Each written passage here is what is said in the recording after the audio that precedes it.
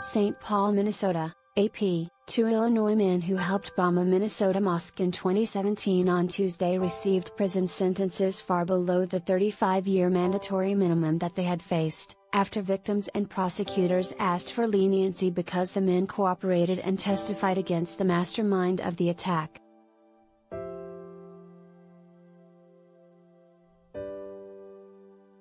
Michael McWhorter, 33, was sentenced to just under 16 years in prison, and Joe Morris, 26, was sentenced to about 14 years.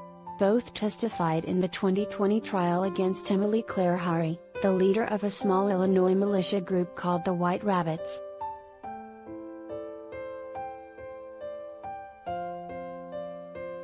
Hari was convicted in late 2020 and sentenced last year to 53 years in prison for the attack on Dar al-Farouk Islamic Center, a mosque in the Minneapolis suburb of Bloomington.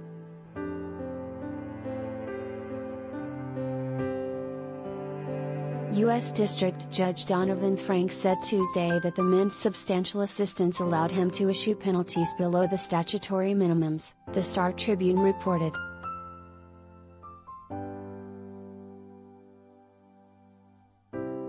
Frank acknowledged the men were under Hari's influence, but rejected their attorneys' requests for 10-year sentences, saying their 7-month crime spree was contrary to everything America stands for.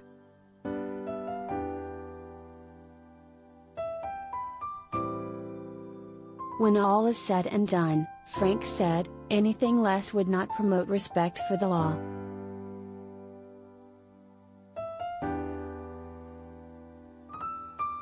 No one was hurt in the August 5, 2017, explosion after a pipe bomb exploded in the imam's office as worshippers gathered for early morning prayers, but community members were shaken by the incident, and the mosque's executive director testified at Hari's trial that it led to fear and diminished attendance.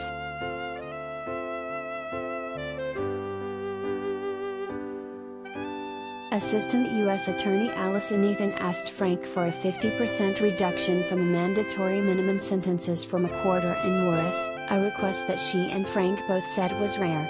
But Ethan asked Frank to cap the sentence no lower than 15 years, saying a like sentence would send the wrong message.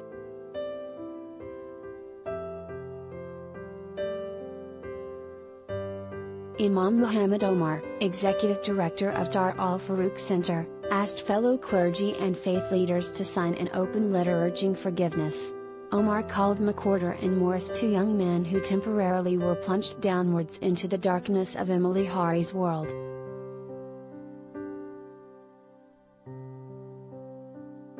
The harm that was done is real, the crime that was committed is real, the horror of what happened that day is real, but what's also real is our opportunity to offer real forgiveness, and lead by example, the letter said.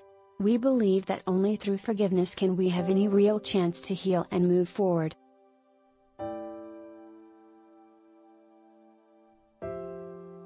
McWhorter and Morris both pleaded guilty to multiple counts in 2019.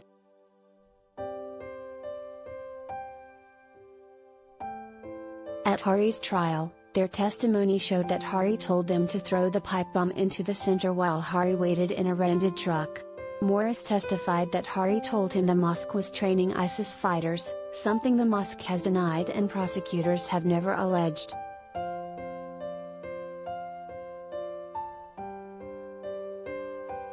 Hari was the leader of a group called the White Rabbits, 3% Illinois Patriot Freedom Fighters.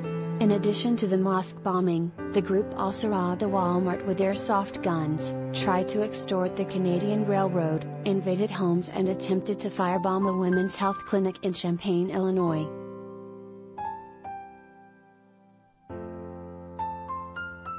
McWhorter said Tuesday that he feared Hari and Morris may kill him if he didn't go through with the plan.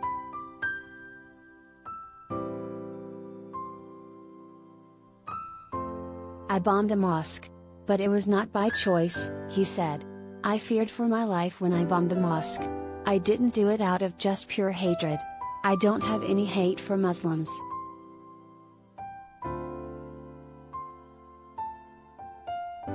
McWhorter said that in the 4 years he's been in jail since his arrest, he's been studying toward his GED and reading books about Islam. He has made several Muslim friends in jail, he said, some of whom wrote letters on his behalf to Frank.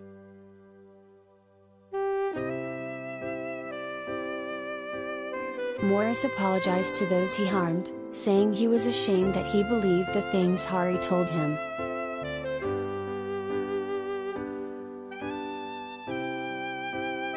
What I did was very, very wrong, he continued. But I ask for your mercy.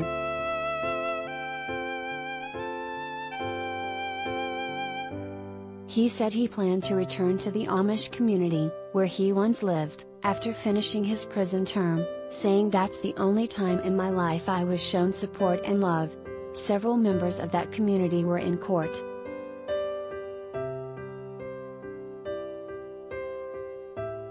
Chris Model, McWhorter's attorney, said in court filings that McWhorter committed the crimes at the invitation, direction and plan of Hari. Model said his client was manipulated by Hari's lies about Muslims.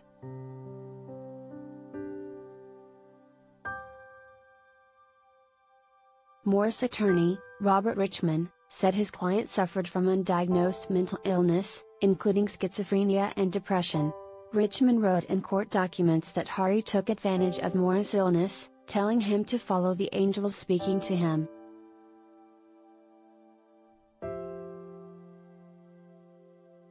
Hari also exerted a special power over Morris, said Richmond in the filing.